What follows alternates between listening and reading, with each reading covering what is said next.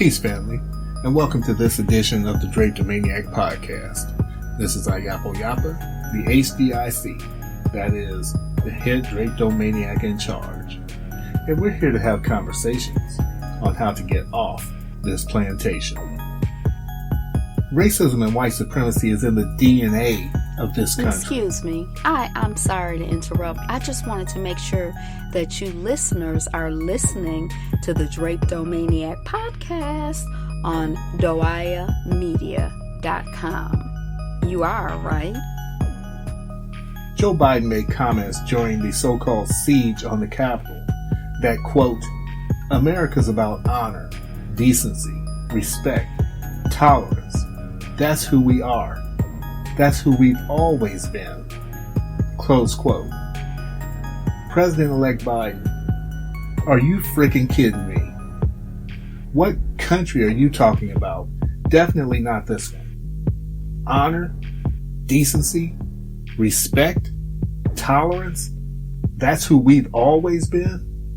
Well, I know hundreds of thousands of enslaved Africans and their progeny who would take issue with that statement, as well as hundreds of thousands of black men and women sitting in prisons for little or nothing, thanks directly to you and your vice president-elect. While your crackhead son, after being dishonorably discharged from the military, was able, on your name, to secure a gig in a position for which he was not only not qualified, but he was making at least $50,000 and by some accounts as much as over $80,000 per month, while one of our brothers, unarmed Gregory Hill Jr., was murdered by cops while minding his own business in his own garage. His family was only given a judgment of $4 in compensation. So you can take your platitudes and go screw yourself. The barbarism the whole world witnessed on Wednesday is nothing new. America is like a person who's a jerk, but knows how to hide it enough to be serviceable to people who don't know them intimately. But all it takes is the right conditions to make their true and complete a-hole self come out. And that is what we just saw. Trump didn't create that mob. He just unleashed the racism which already existed within them in this country. Like the old saying goes, unless you're robbing a bank, then you can't get anything more out of it than you already have in it. That mob didn't come out of the ether. It was always there. Always. As I watched the siege on the Capitol building, I, just like many others, I'm sure, just shook our heads and watched. But I did not view it as an attack on our democracy. Our people don't have a democracy within this construct. We just do the best we can with what was foisted upon us. We were kidnapped and dragged here, raped, beaten, lynched, forced to work for nothing, and then when quote-unquote freed, given nothing but a hard way to go and endless violence and terror against us and harassment which carries on to this very day. A couple days ago was yet another example of violence against our people because of the blatant differences between how the rioters at the Capitol were handled, juxtaposed against the assaults made upon our people who peacefully protested when it had to do with black people being attacked and or murdered. We talk about white privilege, and we use this situation to say, see, white privilege does exist. I would urge our people to stop wasting our breath. We say that as if it's some kind of a revelation, like it's something white people aren't already aware of, even of those who insist that it's not a real thing. They already know it. They just let us run around trying to white-splain and waste precious time begging with them and pleading and trying to get them to somehow understand our pain and their privilege. Stop doing that. They know they are privileged, no matter how much they deny it. And the so-called siege was a manifestation of that. And as far as the so-called siege on the Capitol goes, in light of the past several decades, I want to give you something to think about, because this is how I view it.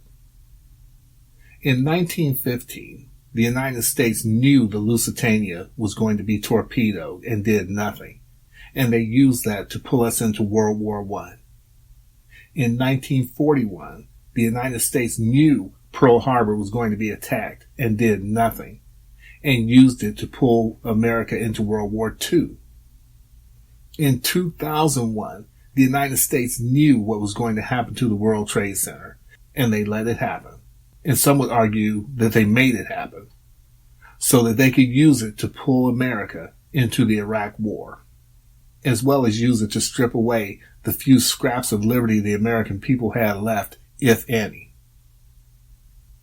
I submit it's likely the United States knew what was going to happen yesterday at the Capitol and did nothing, and will use it to further expand and enforce the police and surveillance state, as well as create new avenues and powers for censorship. We already witnessed this by Twitter removing comments made by a sitting president. Now, I personally believe it was right for those comments to have been removed, but that's still exactly my point. They use chaos agents like Trump to set up a situation that creates a precedent where now they can say, see, some speech needs to be censored or removed because it's incendiary. And we also need to squash anything that may seem like it can be interpreted as something of a violent or seditious nature. The question becomes incendiary and seditious according to whom and based upon what? Have no illusions. Any quote-unquote protections put in place will first and foremost be used to silence the voices and calls for justice belonging to our people. Though we have a history of nonviolence, and ironically are the main ones who are prone to trust the system to bring about justice. Now think about that. When white people, who are overwhelmingly the ones various rights and privileges were created to assist, are dissatisfied with the way things are happening, they are 100% more predisposed to go outside of the law and take it into their own hands, usually violently. Conversely, black people, who at the time that these rights and privileges were put down on paper were considered property, so it's obvious that they were not written for us or created for us, nor for our benefit. But when things are not working out for us within this construct, we are the ones who cling to the law and trust it, and we quote our rights under the Constitution and so on.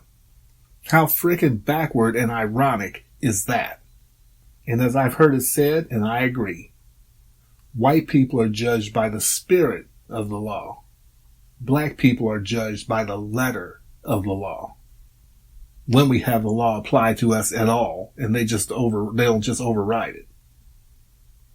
We have rules by which we are forced to play. They have none. So, this podcast isn't going to be long. I'm just here to say keep your guards up, especially now. Because as I said to my wife the other day, for as horribly as our people are treated within this system and all that's done to us, including the outright murder of our people with little or no consequences, what is happening now should be of ever-growing concern to us. Because as this country continues time and time again to reveal to white people that it has no concern for them, as they realize the privilege they love to deny is evaporating before their eyes, not only will our people have a government and a system of white supremacy to continue to contend with, but as the 1 in 10% start taking refuge behind the walls of their gated communities, retreat to far removed rural areas, or leave the country altogether to remove themselves from the mess that they made, we, our people, will be the ones left holding the bag as the white people they betrayed seek someone upon whom to focus their anger and violence. Separation is the only solution for our people, not seeking to be integrated more deeply into their chaos. Think about it.